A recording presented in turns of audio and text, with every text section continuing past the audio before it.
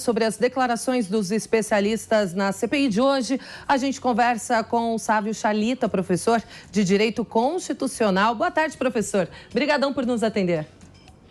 Boa tarde, Kalina. Boa tarde a todos os ouvintes. É uma honra poder voltar aqui ao Jovem Pan News, trazendo aí esclarecimentos, tentando contribuir com as reflexões necessárias nesse momento difícil que a gente atravessa. Imagina, prazer é todo nosso. Bom, vamos lá. Os dois especialistas são contrários de hoje, né? De hoje da CPI, são contrários à forma de condução do governo federal em relação à pandemia no Brasil. E a comissão também ouviu outros especialistas favoráveis às medidas usadas pelo executivo.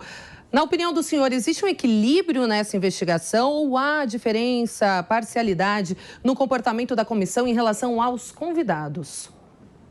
Kalina, é bastante difícil distinguir os atos políticos dos atos estritamente voltados para o objetivo que a lei e a Constituição autoriza em termos de ter uma CPI, por exemplo. Até porque é uma composição que se dá intrinsecamente por membros políticos, né?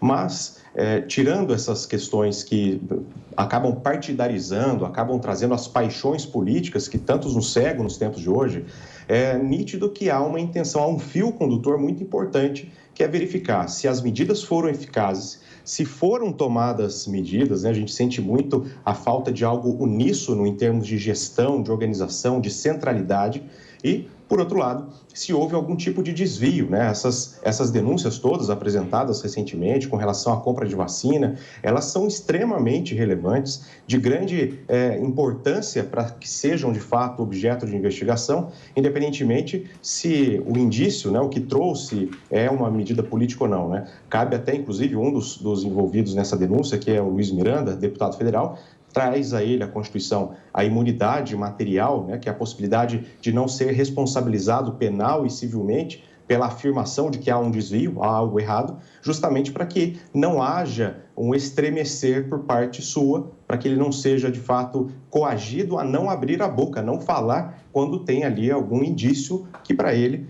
transpareça algo factível. Então, é importante que a denúncia, é importante que a transparência, é importante que os fatos sejam transparentes, são sempre elementos que corroboram a esclarecimentos. É preferível muito mais, né, ter cada vez mais a publicidade desses atos, dessas informações, para que possamos investigar. É claro que quando se reveste de má-fé, aquele que abusou do direito, aquele que agiu de má-fé, deve ser responsabilizado também, mas não deve se tapar ou jogar para baixo do tapete qualquer indício de sujeira, né? Pois é, professor. Ainda sobre isso, amanhã a CPI recebe o deputado Luiz Miranda e o irmão, servidor do Ministério da Saúde, Luiz Ricardo Miranda, porque deu uma travadinha no nosso TP. O parlamentar afirmou que a denúncia de superfaturamento na compra da Covaxin está fundamentada em documentos do próprio governo. Professor, qual o peso dessa denúncia para o governo federal, para o executivo, se comprovada, no que pode implicar? Nós podemos ter vários desdobramentos a partir das conclusões da CPI, e esse seria, de fato, um deles. A improbidade administrativa, que é o mau uso, entre outras possibilidades, né, o mau uso do erário público, do dinheiro público, ele impactaria também nessa situação se demonstrar que houve esse inflar, né, pagar muito mais do que de fato valia. Pelo que nós podemos já ter de acesso pelas grandes mídias, pelos jornais, é que, de fato, há um documento cuja idoneidade o secretário da presidência, Onyx Lorenzoni, está também questionando, né? Tanto é que, de uma maneira, com toda a possibilidade de trazer a reflexão, mas indevida, né? O tom ameaçador com que o Onyx trouxe ontem na sua fala, de que será investigada, né? Trazendo como se fosse nós vimos há pouco, inclusive a fala do Renan Calheiros, como se estivesse desencorajando uma denúncia desse calibre. O impacto seria, se concluído que de fato houve um favorecimento a uma empresa com relação a outra, ou enfim, que você tenha sido pago mais do que de fato valia, você tem uma atuação ímproba, né, de improbidade.